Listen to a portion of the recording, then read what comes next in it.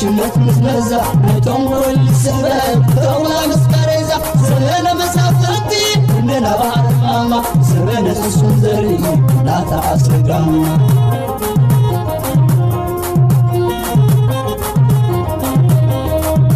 الزمن يهودا سلام زغبركم تقاتلتي مانا انفو ميديا كمي توعلو نلو مسولس علت 4 ورح 11 خلتشعن اسران حموشتن كم تلمود زتفلاليو وانويان حاصرت زعباتاتن زيناتاتن حيزلكم متيلخو مكتالكم يعدم بقدامنت زغربلكم كبرى تقاتلتي تمالي على السلسته ورح 11 خلتشعن اسران حموشتن اب اسرائيل زنبره زحقو زيناي حدا خابتم دقفتي نايت سرعات اب إيرترا زلو زخونو والكسب كاب هاجر إسرائيل نمجمرتا غزي بوقعي بمدقاف نايت سرعات تسوقي يقول ناب تازفتوا هاجرو ناب تزفتوا منغستو مالتيو سناي ناي بارنت غزي يغبرل كاطرحنا نبلو نخيل مخنياتو نسبات حماق ايتمنيو يلو منيخا جن سبات بعلوم زدليو بعلم استمنيو ነገር እንድሕር ኮይኑ ግዶፉ ይልካየም እንድሕር መሳዓበ ሙኻ ሰናይ ይግበረልኩም ጥራሕ ያኻት ብሎም ወላ ሓንቲ ነገር የለን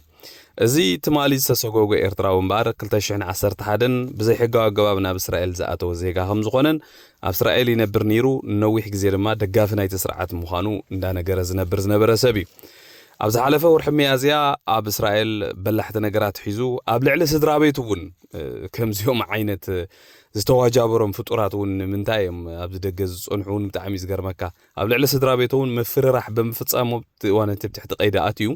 ብድሕሪ ግን ብተደጋጋሚ ደገፍና ናይቲ ስርዓት ምዃኑ ናብ ዝተፈላልያ ኣጋጣሚ ይገልጽ ድሕሪ ምጽንሑ بوقعي نابت زفوتو منغستون هاجرون سوغيغوم ملو بتاعم صبق سغومت እዩ እዚ ኣብ ካልኦት ሃገራቱን ብብዝሒ ክቅጽል ዘለዎ ነገሪ ምኽንያቱ ኣነ ነጊረ ንብዙሓት ሰባት ኣብዚ መጽዮም ህይወቶም ክቅይሩ ዝደልዩ እዮም ዋላስ ዕቁባ ክሓቱ ዝደልዩ እዮም ብዙሓት ምሳና ዝመጽ መገዲ ከመይ እንዳበሉ ናብዚ ኤውሮጳ ኣትዮም ንፈልጦም ኢና ኣብዚ ምሳኣተው ግን ንኹሉ ነገር ረሲዖም ንኹሉ ስቃይና ህዝቢ ኤርትራ ረሲዖም ተመሊሶም ኣብ ጎንቲ ዝጨፍጨፎም ዝኣሰሮም ዝቆተሎም ሕጂውን ስድራ ቤታቶም ዘጽንት ዘሎ ስርዓት ደው ዝበሉ ሰባት ከምዛ ናይ ዝወዲ ክረኽቡ ጥራሕ ይዘለዎም ክፍትኑ ጥራሕ ይዘለዎም ታ ሽግር ማለት እዩ ህዝቢ ኤርትራ ዝረኽባ ዘሎ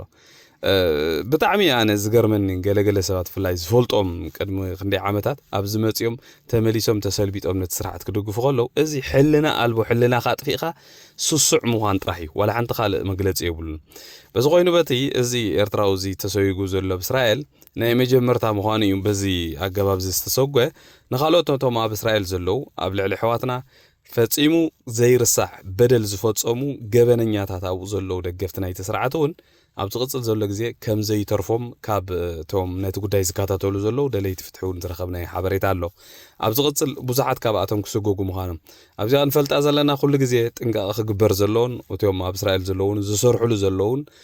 በዛ ኣገባብ እዚ ደለይቲ ፍትሒ ኮይኖም ብኻልእ ኣገባባት ማለት ብገበናት ድም ገለ ኣብ ትሕቲ ቀይዲ ዘለዉ ሰባት ናብ ኤርትራ ተመሓላሊፎም ንኸይወሃቡ ጻዕርታት ክግበር ክኽእል ኣለዎ መቕጻዕቶም ኣብ እስራኤል ክውድኡ ኣለዎም እቶም ዝሰቆጽዑ ማለት እዩ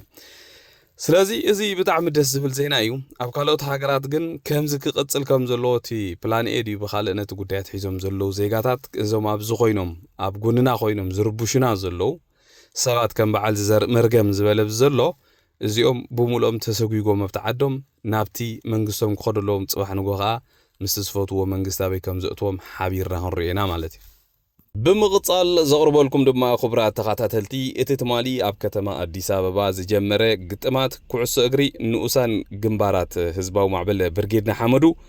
ኣብ ከተማ አዲስ አበባ ሎም ማዓንቱን ቀጽሉ ውዒልሎ ናይሎም ማዓንት ድማ ካብቲ ተማሊ ዝነበረ ግጥም ብዝለዓለ ብዝበዝሕ ቁጽሪ ዝተፈላልያ ጋንታታት ከም ስትሪኦ ዘለኹም ዝተፈላልያ ማልያታት ተኸዲኖም ኣብዚ ሜዳ ኩዕሶ እዚ ብሰላም ጸወታኦም የካይዱለው ማለት እዚ ናይ ጸወታ ዘካይድዎ ዘለው ናይ ቻምፒዮንሺፕ ጸወታ እዩ ኣብ መወዳእታውን ኣብ ወርሓ 11 ኣብቲ ዝካየድ ዋዕላ ዕውታት ዝኾና ጋንታታት ተመሪፀን ኣብኡ ሽልማትን ክቕበላየን ብዓብዪ ድማ እዞም መናእሰያት እዚኦም ንኩዕሶ ጥራሕ ዘይኮኑ ተኣኪቦም ዘለው ከምቲ ኩላትና ንፈልጦ ኣብ ጥቓ ግንባር ወይ ከዓ ኣብ ጥቓ ዓዶም ኮይኖም ኣንጻር ስርዓት ዝቃለሱ ተዳልዮም ዘለው መናእሰያት እዮም ስለዚ ሕጂ أبزي زكايد وزلو قالسي أبزي زكايد وزلو من ترنافات نفس وكف سب إيدو كبركت خلال اللو بفلاي بمورال نزوم من أسياتهم بتريوم اللهم ناشتو أبزي زكايد زلو نتفتات إذن إتن كيبلنا كمتي تمالي ناي سويسرلاند ولنتاويان أبالاتن دقفتن جنبار زباو مع بالبرجيدنا حمود وزبر كتو أبر كتوتات عمل العالم زلنا تقالستي نزوم من أسياتهم انتو حدا بمورال كندقفهم كم زلنا بزا قاطامي كتحساس بفتو أجون أجوكم أبقون نغم لنا نزوم من أسيات اليوم نكاناخن نسامر نسامر نودب نودب نعوت نعوت نسامر نسامر نودب نودب نعوت نعوت كتيل زقرب لكم كبرى تقاطعتلتي قدمي تمال بيله حانت فيديو تيانيره بزعبا زوم تريوم زلخم يحواتنا ازيوم تريوم زلخم يحواتنا أبزي محبراو ميديا بزتفلالي فيديوتات نفولتهم سباتهم زم سبات زيوتهم استفلالي نهز بزتكم محبراوي بوليتيكاوي كال استفلالي استمراتات موتيفيشنال فيديوز معداتات ناي حكمنا ناي هيوت كال استفلالي استمراتات زهبو حواتهم حجي أبز حلفة أنا رأيته هي بنيرة بزعبا زم حوات اليوم بزح جزء فيديوتات كسر حقولو اتزلوم تلواتت إمامسي أتليس انتو حدا بزعباتي أب سدت زقات أمزلو شجرات أبلع لي إثراويانون حنت معلتي دمت أخوه سلمنتاي أمزي يقولوا سلمنتاي أب كمزي دو يبلو لو قال اترافون بزعبات حزب ناسي نقرا مقدم دمت انت خوينهم نعوم زختل نعوم زسمع ناتهم زربات سمع بزوح تختال سلازلوهم اتي تختال ناتهمون نايزم سبات زيهم صلوا حديرو دمت نا حزب كخون سلازخيل أبزي كم أخو قبر اللوم زبل ملأخته محلالي فينا نيرة مالتي حجي بوزحات سبات بجيجا سردوه سبات اللو جل سبات كأ كونه يلوم نتزربا مچم حبشا بهلخ ولا أنا ببابور ندي خاطو زخيل بطعم يزقرم هلخ مالت نايب حق يزبلكم دول هلخ نسبات أيكون كان تقد نجزيو حدا سومن كلتا سومن جل عقبك أخلي هلخ جنا مودعتها نفس خايف زكالت أف هلخ ولا بروجرام كايز زبتنا كمالتي حجي أبز محبراو ميدياس نزيوم كأختن كفوهم جميروم نزيوم كأخم زخبلوهم جميروم نحنا خبز لنا كمان تباساج إناس نابز دم بفتحن عتوبلوهم قلن دابله بصح بروباغندا زغبرو سبات رينو توم بجيك أسترد أخو ماجن تعمل اختنتي أني رامسلكم ناتي نزوم حوات زيوم نابز حجز لنا يدم بفتحي مصو نابز لا يقدن كتمصو لكم نابز مصيكم دمص حزبكم كونوا زبلهم سبيلن أنا نجزا رساي كوم يكون كوني ليم تناتي ملختي أبت زلخم مو بتاخوينكم أبت تصرحلو زلخم بتاخوينكم كم ز عينة استمرارات نهزب خدهو بخلهم مسزبي صبق مقرب سلازلكم دمصنا هزب خدكونو لكم انت واحد انتم اب سدت اب استفلالي بوتا شجرات زقاطمهم زلو سبات ناتهم دمص اندحر دا خدكونو جميركم سي حزبناون بو متن اتي زلو الرأي اب لعلي تسرعات يكون اب لعلي هومانيتي اندال على خير خيليو سلازي دمصنا هزبكم مخانس كتجمرو خدكونو لكم مياتا ملخت نيره نزيا قلبت ابيلهم قاليوم نابز دم بفتحي مصو حدا نابز دم بفتحي كمصو يزغبؤمون بتحق اندحر مصينا مالتي از دم بفتحي نت حدا ندابو نت حدا نداغوانا يكونن نخلو معري يزبصحو نزا هاجر زي خا نخلو معري يتبصحو اتحادون اب دم بفتحو قينو غزيو غنزبو غلبتو كل نغرو ولا سدرا بيتو خيترفا ولا سدرا بيتو خيدن كسيرو اب دم بفتحو قينو زخي زلون اب دم بفتحي الربحه سلازلو وي اب دم بفتحي مخسب سلازلو يكونن نقول لإرتراو معري خبصهم كم تجبو كله أبدأ جزلو بفلاي مهوراتي نازبلو سبات أبز خبر كنت يزجبو أمنيرو زتبالاش ودم بفتحي الكاغ أزرب الله أنت حرتبالاش يخوينو من دي قعريدا أتخمة استمهارتي كسمع زغل عقب زلو وسبيكو قعري زغل تزي كوينو كساب سبات زعري الكاسويل كاتتصبي خاصني خا سبات مسعري ومصامو ولا حنترجم يبلو أنت زي ما تأخاوني حيش بعبيون زوم حواتنا زيوم نابز دم بفتح جوين غيرو ما يقبرون زمت لوط بحنساب يلن اندي كل زب إيرتران تستساتي فوت راح يتدم بفتح زعره مالتي سلازي ابزا ملخت زيا من زوم سبات كيتباسونا نحنا زبلنايو ابو خوينم دمصم نخصمو عينا تدليوم كا خموصو خو اليوم تممصاون زي حما انا غير ايكونن እንድሕር ንሱ ናቶም ውሳኔ ስለ ዝኾነ ማለት እዩ ምናልባት ኣብቲ ውሽጢ ኮይኖም ብውሽጢ ዝሰርሕዎ ስራሕቱ እውን ክህሉ ይኽእል እዩ ንፈልጦ ነገር የለን ግን ንሕና ንብል ዘለና ኣብቲ ዝገብርዎ ናይ ፅልዋ ቪድዮታት ንህዝቦም ዝኸውን ድምፂ ክኾኑ ይግባእ እዩ እቲ መልእኽቲ ነይሩ ስለዚ በዚኣ ክትርድኡልና ኢለ ኣነታ ሕጂ እውን ዝደግማ ዘለኹ ማለት እዩ ካልእ ዘቕርበልኩም ክቡራት ተኸታተልቲ መቸም እዚ ፖለቲካ ናይ ኤርትራ ናይ ኢትዮጵያን ብጣዕሚ እንዲ ዘስዕቐካ ክትሰምዖ ከለኻ ሓደ ግዜ ብጣዕሚ ዝገርም እዩ ሕጂ ኣብዚ ሕጂ እዋን ቀደም ብታሪክ ከምዚ ኮይሉ ነይሩ ሓደ መራሒ ከምዚ ኮብል ነይሩ ገለ ክትብል ከለኻ ብዙሕ ዘይክተኣምኖ ትኽእል ነገራት ነይሩ ሎሚ ግን ሳላ ኢንተርኔት ሳላ ቴክኖሎጂ ዝተሳእነ የለን እንዲ ሕጂ ትማሊ ናይ ባጫ ደበሌ ዝበሃል ሓደ ኣምባሳደር ናይ ኢትዮጵያ ኮይኑ ዘሎ ካብቶም ላዕለዎት ወታደራውያን መራሕቲ ናይ ኢትዮጵያ ዝነበረ ቅድሚ ሕጂ እውን ኣብ ኩናት ኤርትራ ሓደ ካብቶም ላዕለዎት ወታደራውያን መራሕቲ ናይ ኢህአዴግ ዝነበረ እንዲ ሕጂ ትማሊ ክዛረብ ሰምዐስ ብጣዕሚ ደንፂን ሕጂ ዝብሎ ዘለፍቲ ቪድዮ ሰምዕዎ ይኹም አሰብ የኢትዮጵያ ነች ያልነው አሰብ የኢትዮጵያ ስለሆነች ነው 100% ፒሪየድ በተንኮልና በሸፍጥ አስመራና አዲስ አበባ ሆናችሁ ወስዳቸዋል ያኔ የተናገራቸው የለም በዛን ጊዜ የሚናገር ሰው አንገቱ ይቆረጣል አማራ እንደሚተርተው ደረቃቅ ጉሮሮ ይቀዳል ምን ማለት ነው መቼ ለማን የት ልናገር የሚል ነገር ነበር ጄኔሬሽኑ የሚጠብቀው አሁን ደግሞ የኢትዮጵያን አሰብ የሚያስመልስ ጄኔሬሽን ነው ያለው ስልጣን ላይ ያለው መንግስት የዚህ ጄኔሬሽን ነው በጠቅላላ የኢትዮጵያ ህዝብ በዚህ ተግባብተዋል አሰብ የኛ ነው አይደለም አሁን ጥያቄው እንዴት ነው የምንመልሰው ነው ስለዚህ አዎ በጉልበት ነው የወሰዳችሁት በጉልበት የወሰዳችሁትን በጉልበት ይመለሳል ክፉ ከመጣ ነገር ግን በጉልበት ለመመለስ አንሄድም ይልቁንስ ወደ ጉልበት ከሚከድ ብንተባበር የኤርትራ ያ ክቡር ህዝብ አንድም አይንቀሳቀስ በአሮጌ የጥንት ዕቃዎች የተሞላ ሙዚየም የምትመስል አገር ውስጥ አጭቆ ያውም ያ ሙዚየም ጎብኚ የሌለው አድርጎ ማቆየት አይችልም ነበር ከኢትዮጵያ ጋር ድንበር እጅህን አውጣ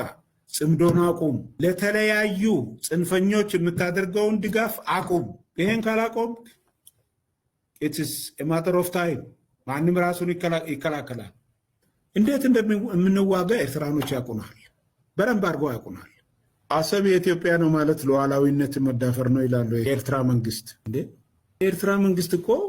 አንድ ጥያቄ ልጠይቃቸው እናንተ የኤርትራን ሉዓላዊነት እየጠበቃችሁ ነው እርግጠኛ ናችሁ የሰው አፍንጫ የመታ አፍንጫዬን አትምታ አለ እንዴ እስኪ እናንሳ ኢትዮጵያ ውስጥ ገብታችሁ ስታበቁ እንዴ ኢትዮጵያ እኮ ምንም አላለችም እባካችሁ እጃችሁን አውጡ ነው የኢትዮጵያ ሉዓላዊነት ደፍረ ያንተ ሉዓላዊነት የት ነው ያለው ሌላ አገር ሉዓላዊነት እየተዳፈርክ የራስ ሉዓላዊነትን መጠበቅ አለ እንዴ የኢትዮጵያ መንግስት እኮ ትዕግስቱ ወደር የለውም እና ማን ነው የኤርትራን ሉዓላዊነት ተነካ ብሎ የሚከራከርልህ ኢትዮጵያ መንግስት ትዕግስት በተገቢ ተጠቀሙበት ሴትዮዋ ነጠላ አምጪልኝ እባክሽን እጄ ልሳደብ ብላ አንዱ ከመንገድ መጥቶ ማማ ምን ነው እንዴ ነጠላ ሳይለብሱ ወጡ ብሎ ብላቸው በይተዩ ሌላ ቦታ ለድም የሚሰደበውን እዚህ አግኝቻለሁ እንደተባለው ኤርትራ መንግስትም ምን ብሎ ነው እሱ ቲፒኤልኤፍ ጋር የሚጣላው ቲፒኤልኤፍ ራሱ ተዘጋጅቶለት መጣ ከመንግስት ጋር ፕሪቶሪያን የሚያፈርስለት ከሱ ጋር አንሆን በዚህ መሰረት እሱ የሚፈልገው ዓላማው የኢትዮጵያ ሰላም እንዳታገኝ ነው ስለዚህ ለኤርትራ መንግስት ተቃርኖ አይሆንበትም ዓላማው ኢትዮጵያ ሰላም እንዳታገኝ ነው የኢትዮጵያን ሉዓላዊነት መድፈር ነው ተቃርኖ የሚሆነው ለማን ነው ለቲፒኤልኤፍ ነው ቲፒኤልኤፍ በጄኖሳይድ በዝርፊያ እና ሴቶችን በመድፈር 70% በኤርትራ መንግስት ተረጋግጧል የሚል ነገር ነው የነበረው ይሄንን ጭልጥ አድርገው በራሳቸው ላይ ዙሮ ጥለው በትግራይ ህዝብ ላይ ጄኖሳይድ ፈጸመ ከሚሉት በላይ ሌላ ጄኖሳይድ የቲፒኤልኤፍ ዋርሎዶች ፈጸሙ ጽምዶ የሚባለው በትግራይ ህዝብ ላይ ልክ ሰሜን እዝ ላይ የተደረገውን ክህደት መልሰው በትግራይ ህዝብ ላይ ሌላ ክህደት ፈጸሙ። ሌባ ጸጥታን አይወድም። ሌባ መረጋጋትን አይወድም። ሌባ ግርግር ነው የሚወደው። ስለዚህ እነዚህ ዘራፊዎች፣ ዋርሎዶች የቆሞ ቀሩን የቲፒኤልኤፍ አመራር ይዘው ይኸው የትግራይ ህዝብን እንደፈለገ ይጫወቱበታል ማለት ነው። ለነሱ መርህ አይሰራም። ለነሱ ፕሪንሲፕል የሚባል ነገር አይሰራም። አሰብ የኢትዮጵያ ነች ያልነው አሰብ የኢትዮጵያ ስለሆነች ነው። 100% ፒሪድ። ከምዚያ በቃ ሕጂ እንታይ ዝብል ዘሎ ቅድሚ ሕጂ እውን ዓሰብ ናይ ኢትዮጵያ እዩ። ዓሰብ ናይ ኢትዮጵያ ስለ ዝኾነ ኢኹም ቅድሚ ሕጂ ብሽጣራ ብሸፈጥ ብገለ ኣታሊልኩም ኢኹም ወሲድኩም ኣብቲ እዋን እቲ ከዓ ወታደራዊ ሓይሊ ስለ ዝተዓወትኩም ዝተዛረበ ክሳዱ እንዳቆረፅኩም ኢኹም ወሲድኩም እምበር ዓሰብ ናትና እዩ ንዓና ድማ ትፈልጡና ኢኹም ይብላ ኣለዎ። ዮ ቅድሚ ገለ ዓመታት ተጨፍጨፍጭፍኩምና ኢኹም በቃ ኣብ ኩናት ኣይከኣልናን ገለ ይብል ነይሩስ ሕጂ ከዓ መለስ ኢሉ ኣብ ኩናት ከመይ ከም ዝኾንና ትፈልጡና ኢኹም ገለ እንዳበለ ከዓ ይዛረብ ኣሎ። ልዕሊ ዝኾነ ዝገረመትኒ ግን እታ ብዛዕባ ላዕላውነት ዝተዛረበ እያ ኣብዚኣ ሙሉእ ብሙሉእ ሓቂ እዩ። ምክንያቱ ኣብቲ እዋን እቲ ምስ ህግደፍ ብሓንሳብ ኮይኖም ስምምዕ ክገብሩ ከለዉ ህግደፍ ናብ ኢትዮጵያ መሬት ኢትዮጵያ ጥሒሱ ኣትዩ ከም ዘሎ ዋላ ፓርላማ ከይተረፈ እዮም ተዛሪቦም። ሕጂ እቲ ኳልኩሌሽን እንተተዓዚብናዮ ንሳቶም ዋላ እዚ ንኤክስኪዝ ክጥቀሙሉ እዮም ንኩሉ ግዜ ማለት እዩ። ኤርትራሲ ላዕላውነተይ ተደፊረ ክትብል ኣይትኽእልን እያ። ምክንያቱ ላዕላውነት ናይ ኢትዮጵያ ደፊራ ኣብ 2020 ናብ ዝነበረ ኩናት ኣትያ ክንደይ ነገር ፈፂመ ሕጂ ራይዎም በዓል ሰዓት ተሓባበርቲ ናይቲ ከምኡ ዝነበረ ዝነበሩ እዚ ተመሊሶም ይኸሱ ኣለዉ። ኣብዚ ግን ዋላ ሓንቲ ከም ዝበሃል ነገር የለን። ኣብቲ እዋን እቲ ግደፉ ላዕላውነት ናይ ካልእ ህዝቢ ኣትይኹም ክሳይ ትግበሩ ተባሂሉ ብዕብዳንን ብፅላልን ብትምክሕትን ብፅልእን ተኣትዩ መቸም እዚ ኩሉ ነገር ተፈፂሙ ከዓ ሕጂ እቲ ምስኦም ኮይኑ ዝፈፀመ ኣብይ ኣሕመድ ብቐዳማይ እንታይ ኢሉ ከም ጠለመ ሪኢኹም ኢኹም እዚኦም ከዓ ልክዕ ከማ ኣይገብርዎ ኣሎም ታዝበልኩኹም እያ። ኣብ መወዳእታ እተን ዝተፈራረምዎን ወረቐት ኩለን ከምፅኦ እዮም።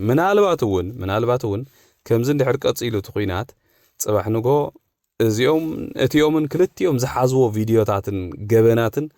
መንታ ንሕጂ ንሕድሕዶም ክወቃቀሱ ክብሉ ናብ ህዝቢ መውፅኡ ዘይተርፎ ነገር እዩ። ገና ርኢናዮ ዘይንፈልጥ ኣጨፋጭፋ ናይ ህዝቢ ኣቃታትላ ናይ ካልኦት ላዕለዎት መራሕቲ ናይ ትግራይን ገለን ኣብ ቪድዮ ከውፅኦ ይኽእሉ እዮም ዝብል ግምት ኣለኒ በዚ ዝኸድዎ ዘለዎ ማለት እዩ። ግን ከምታ ዝበልኩኹም እያ ሰራቕ ሰርቆሲ እግዚኣብሔር ፍርዲ ጨንቆ ወይ ከዓ ክልተ ለያቡ ኣብ መመቓል ይበኣሱ ዝበሃል ምስላ ልክዕ ኣብዚኣ ተፈፂማ ማለት እዩ። ካልእ ዘቕርበልኩም ክቡራ ተኸታተልቲ ውድቀ መላኺ ኢሳያስ ኣፈወርቂ ናይ 5 መዓልቲ ዑደት 5 መዓልቲ ገይሩ ይገበረን እንድዒ ፈፂሙ ናብ ሃገሩ ተመሊሱ ኣሎ ናብ ኤርትራ። ኣብ ማዕከና ዜና ናይ ግብፂ እውን ሎማዓንቲ ኢንተርቪው ክገብር ምዃኑ ብሓፂሩ ኢንተርቪው ገይሩስ ሕጂ ሎም ምሸት ክስደድ እቲ ኢንተርቪው ተባሂሉ ኣሎ ብቋንቋ ዓረብ። ምናልባት ብቋንቋ ዓረብ ተተርጊሙ ክሳብ ዝመፀና ግዜ ክወስድ ይኽእል ይኸውን እዩ። እንተኾነ ግን ካብ ኢሳያስ ኣፈወርቂ እንታይ ከም ንፅበ ዝርዱእ ነገር እዩ። ምናልባት ግን ንግብፃውያን ዝሕስዎን ንኤርትራውያን ዝዛረቦን ክልተ ፍሉያት ነገራት ክኸውን ስለ ዝኽእል ዶኩመንታትና ዳሊና ኣለና ብምሉእና ማለት እዩ። ምናልባት ግብፃውያን ብዛዕባ ግብፂ ውልቀ መላኺ ኢሳያስ ኣፈወርቂ ቅድሚ ነዊሕ ዓመታት እንታይ ይብል ከም ዝነበረ እዚ እውን ተርጉምካ ብዓረብ ክቐርበሎም ኣለዎ። ኣክቹዋሊ ግብፃውያን ንረብሖኦም ክብሉ እዮም ብናቶም ኣየር ወሲዶም ብናቶም ኣየር ገይሮም ከዓ ናብ ኤርትራ መሊሶሞ ከም ዝትርእይዎ ዘለኹም ናቱ ኣየር ዘይብሉ 34 ዓመት ዝገበረት ሃገር ምዝ ኩሉ ሃብታ ምዝ ኩሉ ገንዘባ ናይ ባዕላ እውን ኣየር ዘይትውንን ሃገር ኮይና ከም ትርእይዎ ዘለኹም ኒው ሌቨል ኦፍ ሼም ናይ ውልቀ መላኺ ኢሳያስ ኣፈወርቂ ሓድሽ ምዕራፍ ናይ ሕፍረት ማለት እዩ። ብጣዕሚ ዝገርም እዘን ክልተ ስእሊ መረእይዎን ክቡራት ተኸታተልቲ ኣብይ ኣሕመድ ብናይ ኢትዮጵያ ኤርላይን ከይዱ ብናይ ኢትዮጵያ ኤርላይን ክምለስ ከሎ ውልቀ መላኺ ኢሳያስ ኣፈወርቂ ግን ሕፍረት ዝበሃል የብሉን። ብናይ ገለ ሃገር ኣየር ናብ ግብፂ ከይዱ ብናይ ግብፂ ከዓ ኣፋንዮም ልክዕ ከም ዝቆልዓ ማለት እዩ።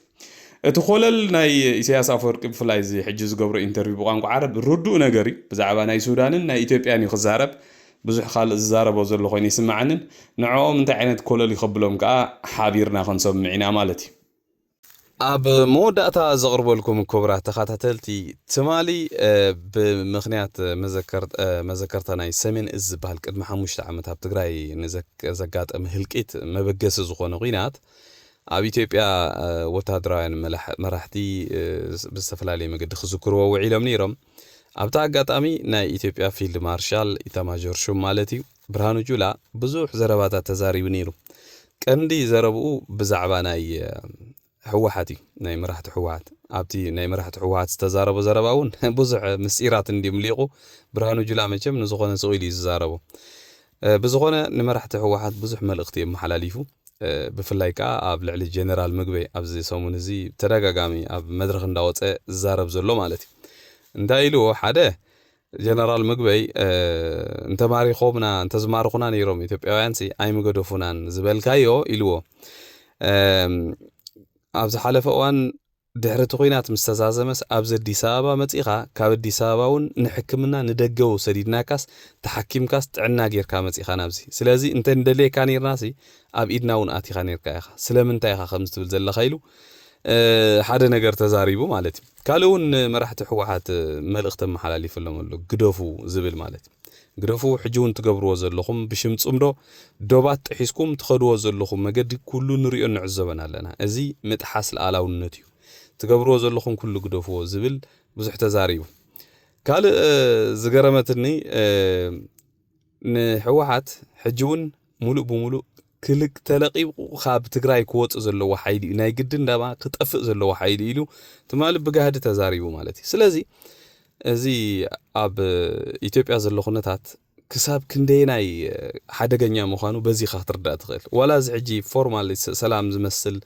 ولا أديس أبا تقرأي زلوا من مللاسي عوشتو خندي عينت نجارات سمعتها كم زلوا رأيو حجي بعل برهان جولا من البات زترأيو سلزارب كم كالوت بلحتي ويك مستيراويان وتهدران مرحتاي كونن بزح جزء سقيلي زارب زرأيو نجار مالتي ذات مال الزارب لكن حدا جنيا زروايا انتاي مالتي قبل علي حوعات انتاي يحسب كم زلونا أو خلو ردو نجاري مالتي بزغونه تمال زم محلال فمالختي نتصوري نيرو نحوات حجون أبي أحمد فتسي مخم زي دك أصلهم أزز قبرو زلو تكبرات وعيل حديرو ناب حد جنيا خناتات كم يعمل كم زخيلون يردع كاملتي وقن تقرأي ونبز حلف خمس زرعهم واستفل عليه وتهدراو تعليم وتهدراو يمرق تهات لك أخم تخل تشعن عسر تشعتن تشعن عسران كوينات كرم من جمار زنبر من قصاصاتي زلو unfortunately حزب تقرأي بساعات زي ماشم نزي زحلف قد محموش عم زنبر هلكيت كدقامي دلي الكاخ تزارب بدعما تصقامي ولاون عسرت جزي بزح مريتو تتحيزو خالق نجارات انتهالو أبزا ساعات زياقن حزب تقرأي فتسيمو كوينات زي قبون كوينات زي دلن حزب بقانو ردو نجاري مالتي زغبركم تغاتات التيم بار انو ما عنتي أدالي لكم زنبركم مدبات نزيو ميمزو مسلو أبزا غتصل مدبنا خصاب نراخب دحانا مسيو